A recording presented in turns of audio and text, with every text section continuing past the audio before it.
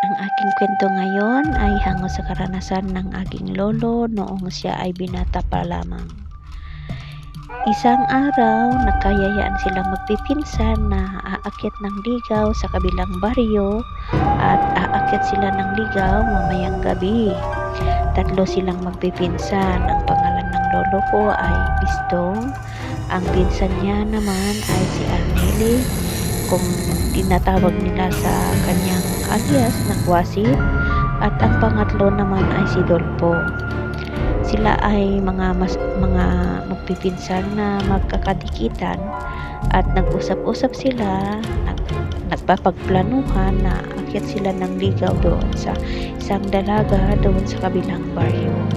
Noong unang panahon kasi ang baryo ay kukunti lamang ang mga nakitira. Minsan ang nakatira lang sa isang baryo ay isang pamilya at pare-pareho ang apelyido, parang isang pamilya pero iba-iba sila ng bahay, magkakalayo pero hindi isang isang compound, kumbaga ang nakatira na sa baryo.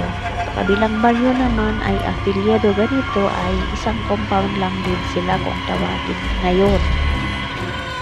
So kinagabihan, pumunta na yung lolo ko, silang magpipinsan, si lolo ko, si Kwasit, ang pinsan niyang si Kwasit at si Tulfo. Nung matapos na silang umakyat ng ligaw sa dalaga, nung pauwi na sila, dahil mahaba-haba ang kanilang lalakarin, mga 2 kilometro bago makarating sa kanilang bahay, ay mag-aalas 12 na ng gabi dahil marami naman sila na umakyat ng ligaw doon sa dalagang iyon. At kasama niya ang tatlo pa rin niyang pinsan, dahil nung unang panahon hindi pwedeng mag-isa ka lang dahil talagang napakalayo at saka wala pang kuryente noon.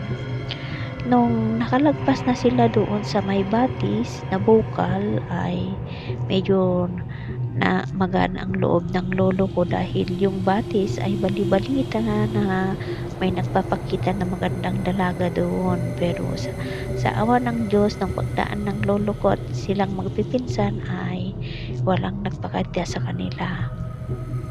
Yun nga lang, may mabulo na naman, puno ng mga mabulo na silang dadaanan, na yun ay alam nila na marami rin nagpapakita doon.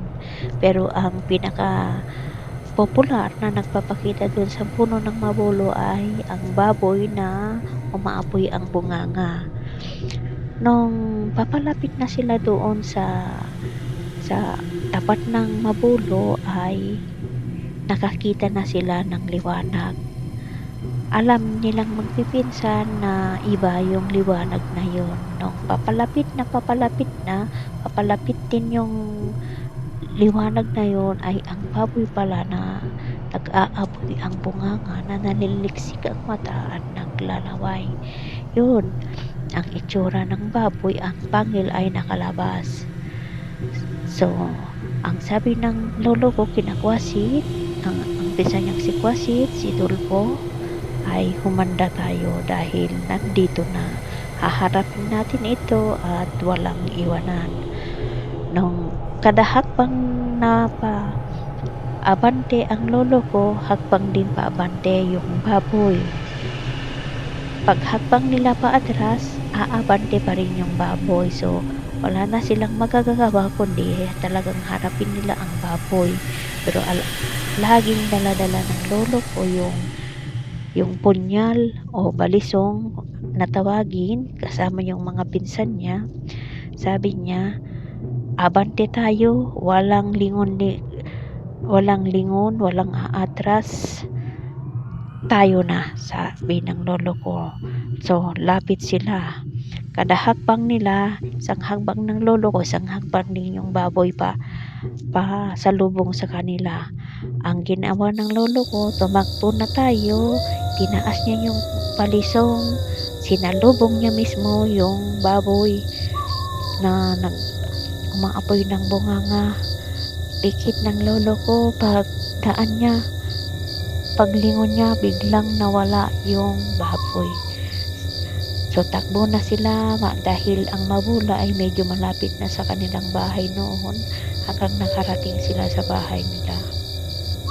Sa katunayan yung Mabulo na nga na iyon, puno ng Mabulo ay hanggang ngayon ay nandoon pa.